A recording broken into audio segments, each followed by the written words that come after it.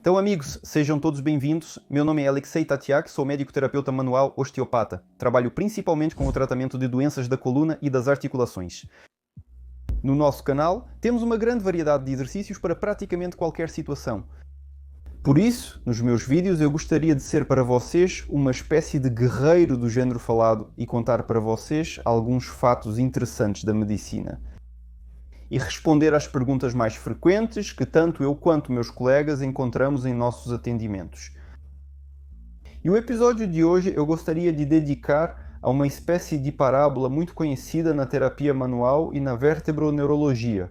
São as dores agudas nas costas. Tenho certeza de que todo o espectador deste canal já lidou com esse problema. Às vezes todos nós sentimos uma fisgada nas costas.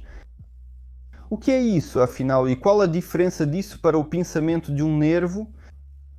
É muito comum que um paciente venha à consulta e diga: "Doutor, meu nervo ficou pinçado", e começa a descrever um quadro de dor aguda. E existem algumas diferenças importantes. Então, o que é uma dor aguda nas costas? A dor aguda nas costas é um espasmo muscular que ocorre como uma reação do corpo a alguma ação potencialmente traumática, um movimento desajeitado que o corpo não consegue processar por uma série de razões. Como isso acontece? Na verdade, não existe uma única causa para isso. É sempre um conjunto de fatores que, em determinado momento, atingem uma massa crítica. E o próprio gatilho, ou seja, a situação em que isso acontece, na verdade não significa nada por si só. Eu já tive um caso na minha prática em que uma paciente bocejou e travou o pescoço. Isso significa que agora ela não pode mais bocejar de jeito nenhum? Claro que não. Simplesmente as estrelas se alinharam de tal forma que naquele momento o bocejo se tornou uma situação potencialmente traumática para ela e o pescoço ficou inflamado, de forma bastante aguda. Ao contrário disso, o pinçamento do nervo é um processo crônico. Ou seja, não é algo que ontem estava tudo bem e hoje, por causa de uma aula ou do destino cruel, o nervo ficou pinçado. O organismo protege os nervos até o último momento. E quando falamos de um verdadeiro pinçamento do nervo, isso sempre está relacionado à dor crónica nas costas. Ou seja, o organismo nos manda sinais por um tempo de que algo não está certo com ele, a quantidade de crises de dor ao ano começa a aumentar, elas se tornam regulares, se tornam recorrentes. E só depois, no final, o nervo entra na zona de compressão e o próprio caráter da dor muda. Vamos falar agora sobre a dor. Durante a lombalgia aguda, a intensidade da dor não significa nada. Isso é uma boa notícia. A dor pode variar de suportável até insuportável. Quando parece que os olhos vão saltar para fora, aí sim, chame uma ambulância. Mas essa dor não indica nada específico, é apenas o volume da sua dor, que também é multifatorial. A dor é um processo psicofisiológico complexo, que até hoje não foi totalmente estudado, por isso ela pode se manifestar de várias formas e isso não significa nada em específico. Os problemas podem começar, e realmente, quando é preciso ficar atento, é quando à dor se somam outras sensações, por exemplo, sensação de dormência ou formigamento. Quando a dor irradia abaixo do joelho, se estamos falando da região lombar, ou abaixo do ombro e do cotovelo, se estamos falando do pescoço, essa sensação de água quente ou algo parecido nos braços, ou seja, o que chamamos de dor mais algum sintoma adicional, se esse plus aparece, isso já não é muito bom. Isso significa que a dor comece a adquirir características neuropáticas, e é justamente nesse caso que é necessário fazer uma investigação mais aprofundada. Aliás, sobre exames, muitos pacientes me perguntam se é necessário fazer uma ressonância magnética. Na verdade, não há muitas indicações para fazer uma ressonância magnética. Mas se houver possibilidade, como eu sempre digo para todos os meus pacientes, se houver possibilidade, vá e faça a ressonância magnética. É um método de exame muito visual e seguro que permitirá ao seu médico ter a imagem mais completa possível da sua coluna. Portanto, se houver possibilidade, vá e faça, não vai ser demais. Mas se começarem a aparecer sinais de dor neuropática, ou seja, esse algo a mais na dor, como acabei de explicar, nesse caso não demore, é preciso fazer uma ressonância magnética e descobrir o que está acontecendo, onde está comprimido e o que realmente está acontecendo na sua coluna. O que fazer se algo tão desagradável aconteceu com você? A primeira e mais difícil coisa é não entrar em pânico.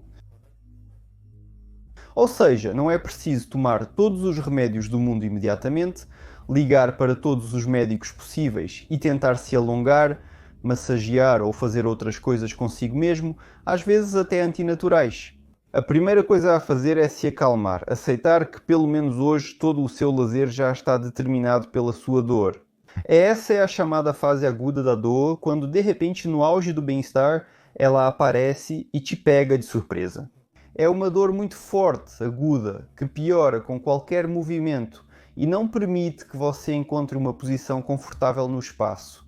Nesse caso, o indicado é exclusivamente o repouso, e você pode tomar analgésicos por conta própria durante 2 ou 3 dias. Você pode fazer isso sem medo e não vai se prejudicar de forma alguma em nenhuma circunstância.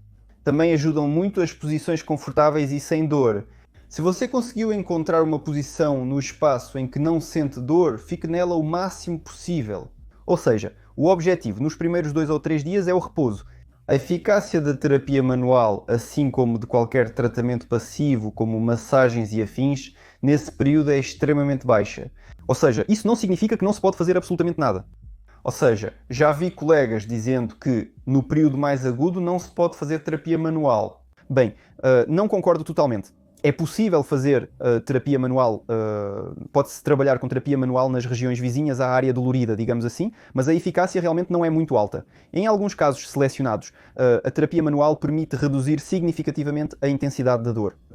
Mas eu não contaria com isso. É melhor o bom e velho repouso e um regime de proteção.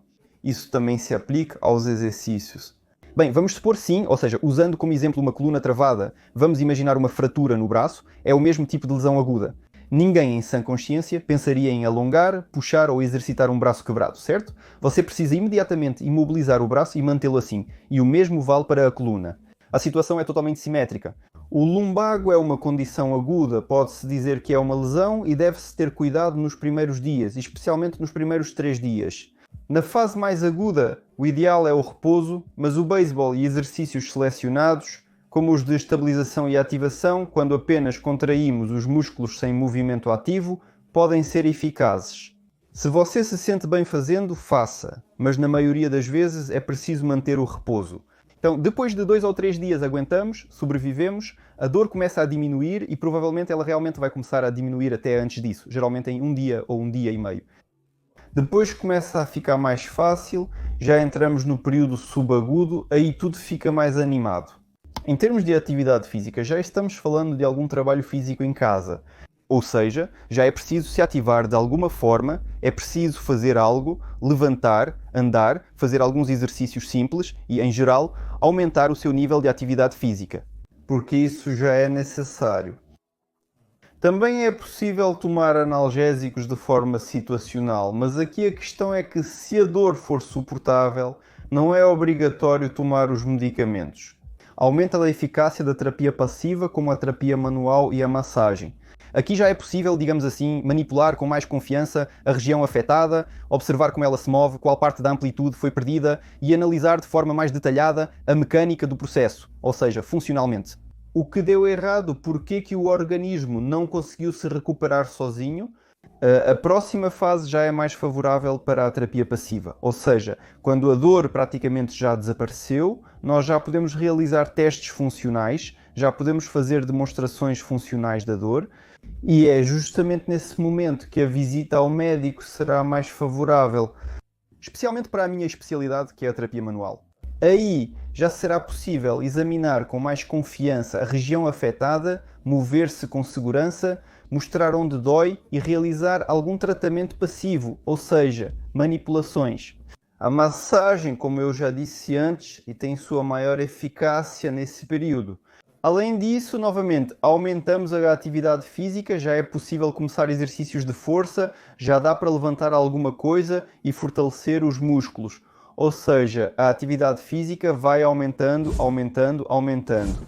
A que médico devemos recorrer quando temos uma dor aguda nas costas? Aqui também não é tão simples e óbvio. Parece óbvio, né, que é preciso ir ao neurologista para que ele faça o exame e o tratamento? No entanto, se estamos falando de um neurologista comum, na policlínica, dificilmente ele conseguirá realizar todos os testes necessários nos 10 minutos que tem para uma consulta. E entender o que realmente aconteceu com você mecanicamente, porque alguma parte da amplitude do movimento não pôde ser processada pelo cérebro. No entanto, ele poderá escolher uma terapia analgésica para você, o que já não é ruim.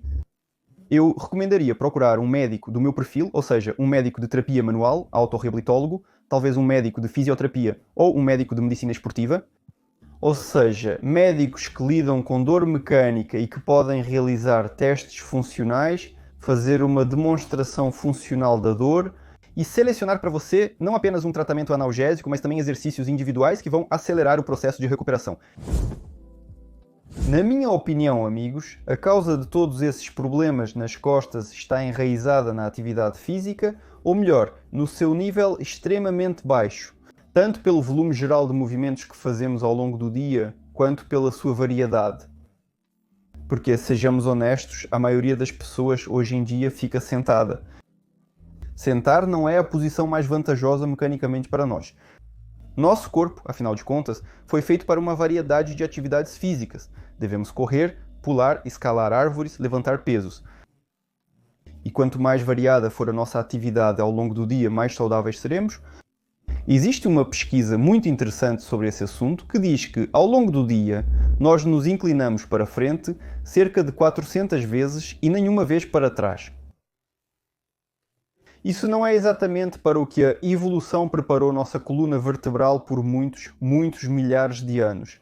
Além disso, o baixo nível de atividade física faz com que, grosseiramente falando, nossos discos intervertebrais comecem a ressecar.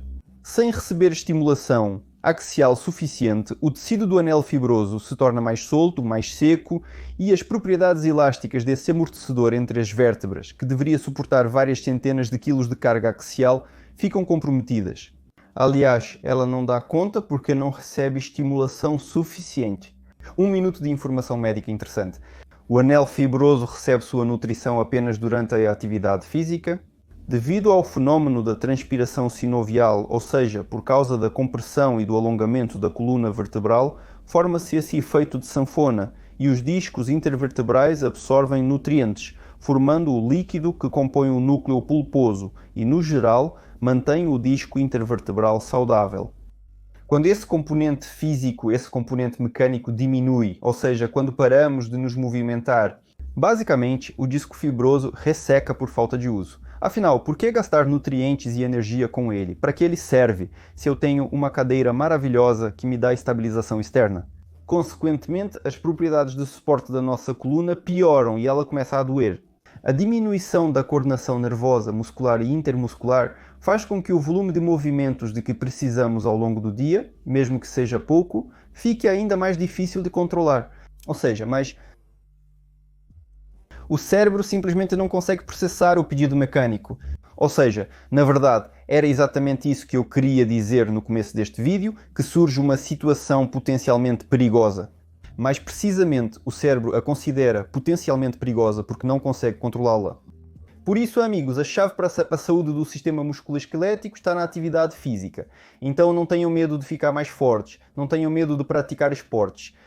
No entanto, lembrem-se de que tudo deve ser feito com sabedoria. Não é necessário, inspirado por este vídeo, sair imediatamente para agachar com barra se você nunca fez isso na vida. Os exercícios devem ser feitos gradualmente, do simples ao complexo, do leve ao pesado. Mas é preciso treinar regularmente, treinar com frequência e não ter medo, treinar pesado e tudo vai dar certo para você. Amigos, até o próximo vídeo. Espero ter sido útil e interessante para vocês hoje. Aguardo suas perguntas nos comentários. Talvez a gente aborde algumas coisas interessantes de forma mais direcionada em novos vídeos. Pratiquem, amigos, e fiquem saudáveis. Continua.